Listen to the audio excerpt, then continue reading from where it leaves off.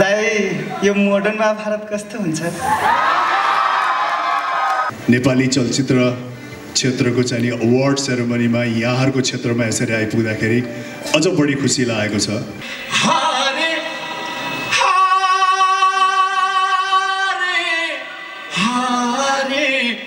कला संस्कृति एउटा यस्तो चिज हो, भौगोलिक रूपमा हामी अलिकति टाढा भए तापनि कला संस्कृतिले हामीलाई एक ठाउँमा ल्याएर खडा गरिदिएको छ।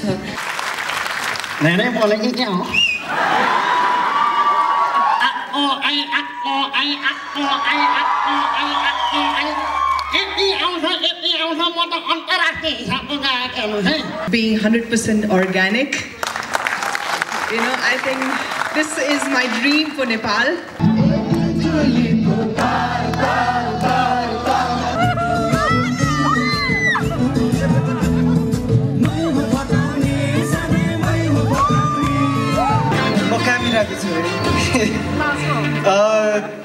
यहाँ उपस्थित हुनुभएको सबैजनामा मेरो हार्दिक नमन। अनि यहाँ धेरै हुनुहुन्छ सिनियरहरू जसबाट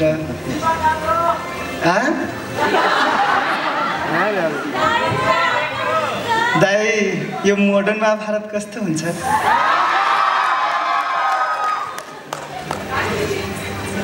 रिस उठ्यो त गइहाल्यो होइन, रिसमा गइहाल्यो होइन दाइ। हामी फर्स्ट भएछ, हामी फर्स्ट भएछ।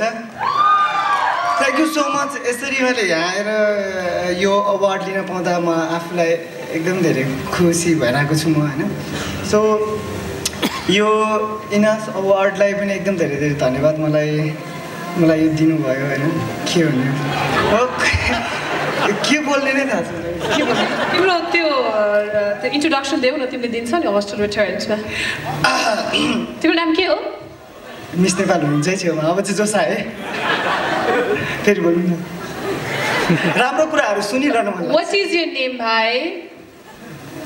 भाइ रे है। अब चाहिँ अघि भर्खरै यहाँ हुँदाखेरि के भन्नु, दिदी भन्नु तपाईँले भन्नुभएको थिएन, दिदी बहिनी के भन्नुहुन्न भने। बाबु तिम्रो यहाँ निचल्यो भने दुध आउँछ। भाइ नै हो तिमी। फेरि सोध्नु न, के हो नाम तिम्रो भाइ? हामी रामेश्वर यादव, जनकपुर धरमपुर से। Wish you all the best for your future. हामी देश दुखेको बेलामा एउटा जिम्मेवार नागरिकको हैसियतले आफ्नो कर्तव्य पुरा गर्नका लागि विगत 1.5 वर्षदेखि नेपालमा भूकम्प पीडितका लागि काम गर्दै आएका थियौँ र समग्र आजको जित, आजको यो सम्मान सिङ्गो कला क्षेत्रको जित हो, विजय हो र कला क्षेत्रमा पनि राज्य बनाउने अथवा देश बनाउने शक्ति हुन्छ है भन्ने एउटा सन्देश पनि हो।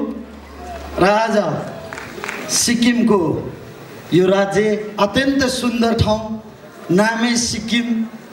सिक्किमबाट हामीले धेरै चिज सिक्यौँ।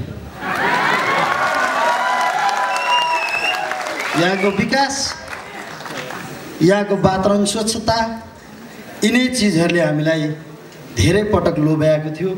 सिक्किमका सुन्दर ठाउँहरूमा हामीले मेरीबासै पनि छायाङ्कन गरेका थियौँ र सिक्किमभित्र यति धेरै प्रतिभाशाली कलाकार हुनुहुन्छ, हामीले त्यो महसुस पनि त्यतिखेरै गरेका थियौँ।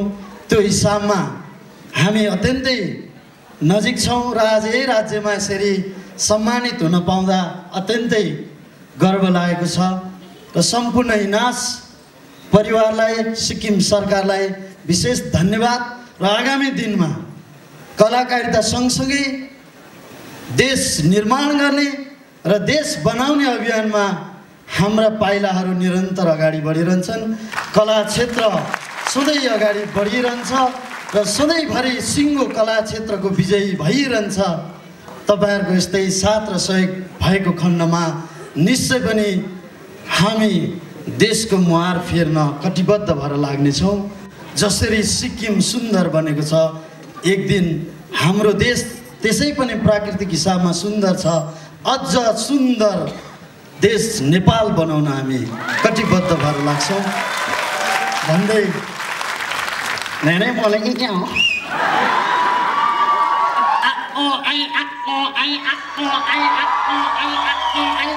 यति आउँछ म त अन्तर्राष्ट्रिय हिसाबको गायक हेर्नुहोस् है। तर म दिउँसो गीत गाउँदिन। राति कसैको बच्चा बच्ची रोक्को रोइ गऱ्यो भने मैले गएर गीत गाइदिएँ भने तपाईँको बच्चो 5 दिन पछाडि मात्रै होसमा आउँछ। यस्तो अन्तर्राष्ट्रिय हिसाबको गायक अहिले यति नै बोलौँ। धन्यवाद। हेर न त्यहाँ धेरै अप्सराहरू देखेपछि खड्गाजी जन्मेको अहिले। Thank you. अघि गिरानचौरको कुरा गर्दै जाँदाखेरि मलाई एउटा कुरा थप्न मन लाग्यो। गिरानचौरमा हामीले एकीकृत नमुना बस्तीको रूपमा त्यो बस्तीलाई विकास गर्दा त्यहाँभित्र हामीले 66वटा घर होइन र त्यसपछि बच्चाहरू खेल्ने त्यो चाहिँ किनभने बाल मैत्री, अपाङ्ग मैत्री, वातावरण मैत्री, भूकम्प मैत्री हरेक हिसाबले चाहिँ एउटा राम्रो सिटी बनेको छ। सँगै हामीसँग 66वटा घरहरू पनि त्यहाँ छन्। हजुरहरूले नेपाल जाँदा भिजिट गर्न सक्नुहुन्छ त्यो ठाउँलाई। र हामीलाई त्यो गिरानचौर बन्दै गर्दाखेरि आर्थिक रूपमा सिक्किमबाट पनि धेरै सहयोग प्राप्त भएको थियो। So thank you so much Sikkim and love you all. Thank you very much. फेरि पनि नमस्कार छ। सिक्किम यो मेरो तेस्रो पटक हो र प्रत्येकचोटि आउँदाखेरि असाध्यै एउटा रमाइलो यादगार चाहिँ नि आफ्नो मन मस्तिष्कमा लिएर जाने गरेको छु। हुन त पछिल्लोचोटि आएको केही वर्ष भयो। म एक्चुअली 2004मा आएको थिएँ र एकचोटि फेरि अर्कोचोटि 2007मा आएको थिएँ र पछिल्लोचोटि आएको करिब 9-10 वर्ष भयो। र आज फेरि यहाँ सिक्किममा आइपुग्दा एउटा पृथक कार्यक्रममा नेपाली चलचित्र क्षेत्रको चाहिँ नि अवार्ड सेरेमनीमा यहाँहरूको क्षेत्रमा यसरी आइपुग्दाखेरि अझ बढी खुसी लागेको छ। र यो सम्झना र यो स्नेह चाहिँ नि जहिले पनि मन मस्तिष्कमा रहिरहनेछ, किनकि हामीहरूको लागि यो असाध्यै अविस्मरणीय रहनेछ। जुन न्यानो स्वागत, जुन स्नेह माया यहाँहरूले देखाउनु भयो हामी कलाकारहरूप्रति, नेपाली चलचित्रहरूप्रति जुन किसिमको स्नेह यहाँहरूले देखाउनु भयो त्यसको लागि चाहिँ म हृदयदेखि यहाँहरूलाई धेरै धेरै धन्यवाद दिन चाहन्छु। यहाँहरूको क्षेत्र असाध्यै नै सुन्दर छ, असाध्यै नै रमणीय छ।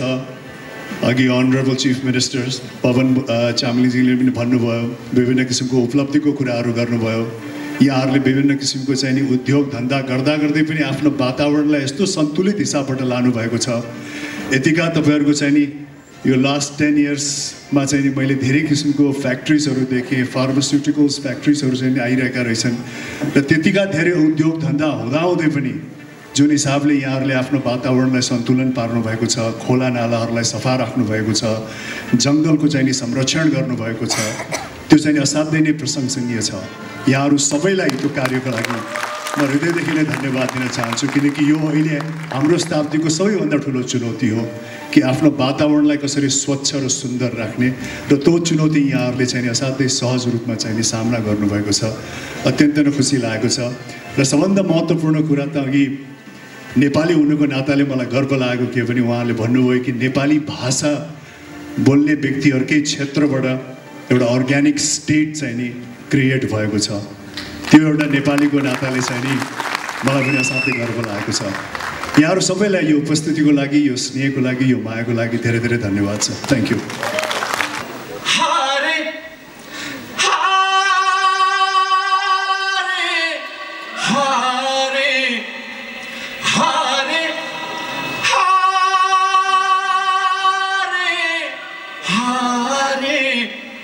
जिंदगी देखी फेरी फेरी फेरी हारे। We are all organic lovers these days हैन। अनि त्यो भन्नुभन्दा पनि म चाहिँ के भन्न चाहन्छु भन्दाखेरि कला संस्कृति एउटा यस्तो चिज हो, भौगोलिक रूपमा हामी अलिकति टाढा भए तापनि कला संस्कृतिले हामीलाई एक ठाउँमा ल्याएर खडा गरिदिएको छ, बाँधिदिएको छ। अनि एउटा कुरा भन्न मन लाग्यो, सिक्किम आए मेरो एकजना गुरु हुनुहुन्थ्यो शान्ता नेपाली दिजु, उहाँलाई म मा भन्थेँ, उहाँले मलाई बाबु भन्नुहुन्थ्यो। उहाँलाई मिस गरेँ, उहाँलाई यहाँ भेट्न पाएको भए अत्यन्त खुसी हुन्थेँ।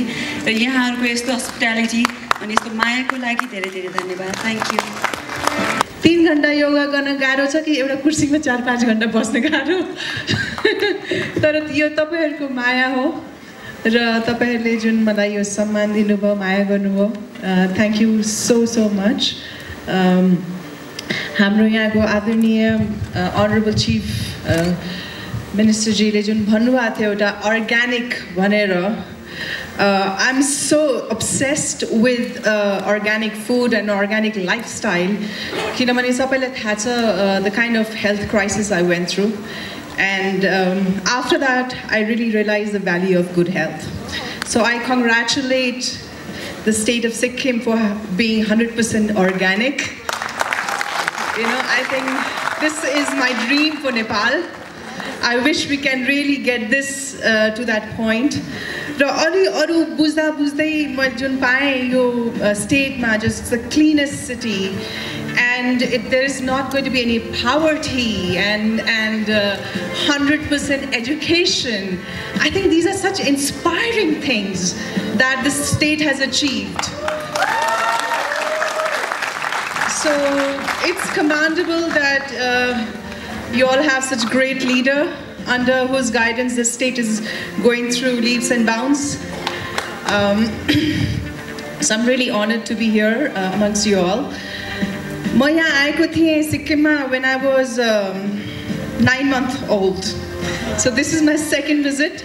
Thank you so much. I'm really humbled by your love and affection and thank you so very much. Thank you.